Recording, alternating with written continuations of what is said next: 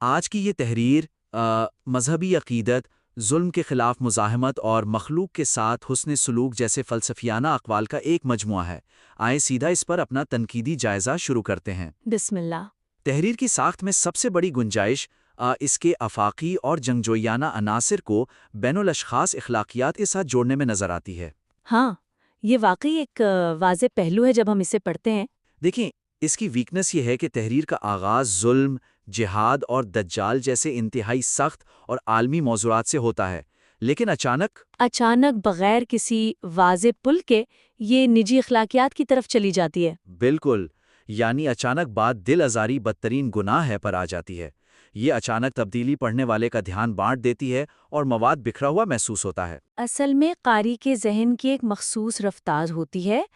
جب آپ جہاد جیسے الفاظ استعمال کرتے ہیں تو قاری کا ذہن ایک بیرونی کشمکش کی طرف متوجہ ہو جاتا ہے۔ صحیح۔ اور پھر اسے کوئی مہلت دیے بغیر آپ اسے گھر کے آنگن تک لے آتے ہیں جہاں نرمی اور دل آزاری سے بچنے کا درس ہے۔ یہ ایسا لگ رہا ہے جیسے ایک ہی کینوس پہ دو مختلف تصویریں بنا دی گئی ہوں جن کا آپس میں کوئی بیک گراؤنڈ نہ مل رہا ہو۔ واقعی میرا سوال یہ ہے کہ کیا ان دونوں خیالات کا آپس میں تصادم نہیں ہو رہا؟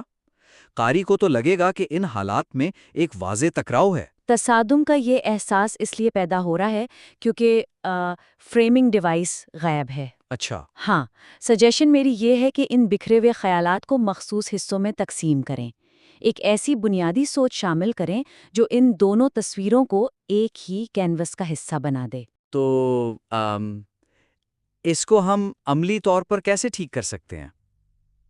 اسے دو واضح حصوں میں بانٹ دیں۔ پہلا حصہ بیرونی کشمکش کا ہو جس میں ظلم کا مقابلہ شامل ہو، اور دوسرا حصہ اندرونی اصلاح کا ہو جس میں مخلوق سے محبت کا ذکر ہو۔ ایگزیکٹلی، اور ان دونوں کے درمیان ایک جڑنے والا جملہ شامل کریں تاکہ قاری کو یہ دو الگ تحریریں نہ لگیں۔ ایک کانکریٹ اگزامپل کے طور پر ہم اس طرح کا ایک جملہ شامل کر سکتے ہیں: جس طرح بیرونی ظلم کا مقابلہ ضروری ہے، اسی طرح اپنے اندر کی انا اور اللہ کی مخلوق سے ساتھ ہونے والی زیادتی کو ختم کرنا بھی اتنا ہی اہم ہے۔ بہترین، یہ ایک ٹھوس اضافہ ہوگا۔ اس جملے سے دھیان بٹنے والی اچانک تبدیلی ایک منطقی ارتقاء میں بدل جائے گی۔ صحیح۔ اب جب قاری اس پل سے گزرے گا تو اسے احساس ہوگا کہ عالمی ظلم اور ذاتی دل آزاری دونوں ایک ہی برائی کے روپ ہیں۔ بالکل ٹھیک کہا آپ نے۔ اور جب ہم ان تصورات کو بہتر بنانے کی بات کرتے ہیں تو ایک اور مسئلہ سامنے آتا ہے۔ ہاں، الفاظ کا انتخاب۔ اس تحریر کے تصوراتی ڈھانچے کو مضبوط کرنے کے لیے دجال جیسے مذہبی اصطلاحات کے استعارتی اور حقیقی استعمال کے درمیان واضح فرق کرنا انتہائی ضروری ہے۔ یہ پوائنٹ بہت ہی اہم ہے۔ دیکھیں، ویکنس یہاں یہ ہے کہ تحریر میں ایک طرف لکھا ہے کہ دجال ہم سب کی زندگی میں موجود ہے اور ہمارے اندر بھی، جو کہ ایک استعارتی یعنی روحانی پہلو ہے، رائٹ؟ ہاں، لیکن آگے چل کر اچانک لکھا ہے کہ ہر دجال کی سزا فوری قتل ہے۔ یہ بات پڑھنے والے کے لیے شدید الجھن کا باعث بنتی ہے۔ الجھن تو ہوگی، یعنی کیا اس کا مطلب یہ ہے کہ قاری اس پیغام کو شدت پسندی کے طور پر لے سکتا ہے؟ صحیح کہہ رہے ہیں آپ۔ اگر دجال میرے اندر ہے، میری انا کا حصہ ہے، تو کیا فوری قتل کا مقصد خود کو نقصان پہنچانا ہے؟ یہ لفظی مفہوم تو مقصد سے بالکل ہٹ گیا ہے۔ یہی تو خطرہ ہے۔ جب قاری پڑھتا ہے کہ اندر کے دجال کی سزا قتل ہے تو تصورات آپس میں ٹکرا جاتے ہیں۔ اس سے پیغام کی شدت میں غیر ضروری اضافہ ہوتا ہے۔ تو ہماری سجیشن یہاں کیا ہونی چاہیے؟ سجیشن یہ ہے کہ اندرونی دجال یعنی نفس کی برائی اور بیرونی باطل قوتوں کے درمیان واضح فرق بیان کریں، تاکہ مفہوم کی غلط تشریح نہ ہو، یعنی مس انٹرپریٹیشن سے بچا جا سکے۔ بالکل۔ اگر بیماری روحانی ہے تو علاج کے الفاظ بھی روحانیت اور مجاہدے والے ہونے چاہیے، فوجداری قانون والے الفاظ نہیں۔ اچھا، تو ہم اس کو کیسے ٹھیک کریں گے؟ ایک کانکریٹ ایگزامپل دیکھتے ہیں۔ روحانی اصلاح یا نفس کو مارنے سے منسوب کریں۔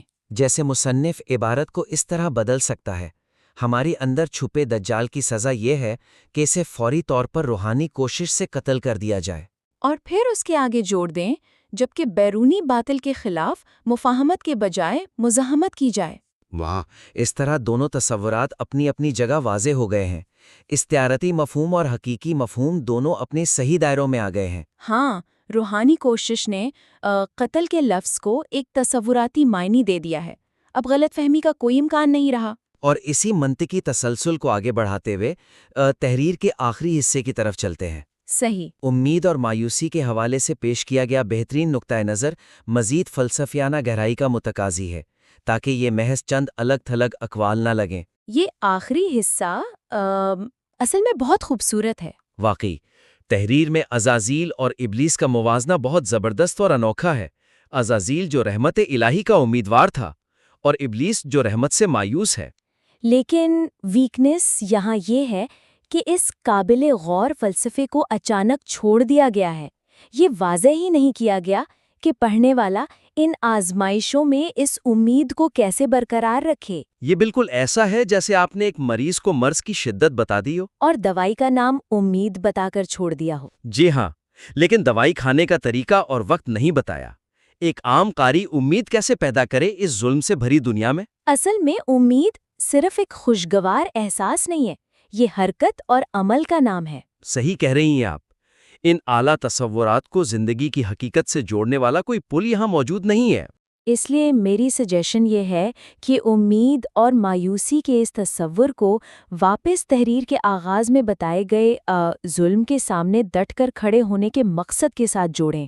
اچھا، تو اس طرح ابتدا اور انتہا آپس میں جڑ کر ایک مکمل دائرہ بنائیں گے، ایک فل سرکل بن جائے گا۔ بالکل، ظلم کے خلاف مزاحمت اور امید آپس میں جڑے ہوئے ہیں۔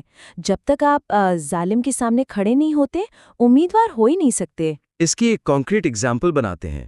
مایوسی کو امید میں بدلنا ہے والے آخری حصے کو ہم پچھلی باتوں سے کیسے منسلک کر سکتے ہیں؟ ہم تحریر کے آخر میں یہ الفاظ شامل کر سکتے ہیں کہ ظلم اور جبر کے خلاف ڈٹ کر کھڑے ہونا ہی اصل میں مایوسی کو امید میں بدلنا ہے۔ ہاں، زبردست۔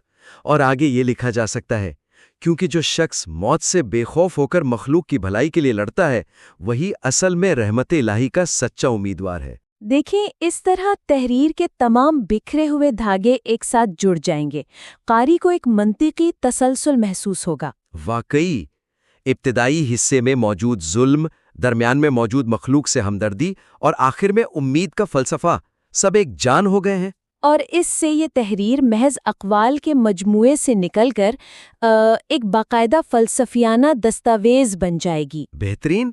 تو آج کے اس جائزے میں ہم نے مختصر طور پر 3 بنیادی مسائل پر بات کی ہے۔ ہاں، سب سے پہلے ہم نے بیرونی جنگ اور اندرونی اخلاقیات کے درمیان ایک واضح ربط پیدا کرنے کی بات کی۔ پھر ہم نے دجال اور قتل جیسے الفاظ کے استعاراتی اور حقیقی استعمال کے فرق کو واضح کرنے پر زور دیا تاکہ مس انٹرپریٹیشن نہ ہو۔ اور آخر میں امید اور مایوسی کے فلسفے کو ظلم کے خلاف مزاحمت سے جوڑ کر تحریر کو ایک مکمل اور بامقصد شکل دینے کی تجویز دی۔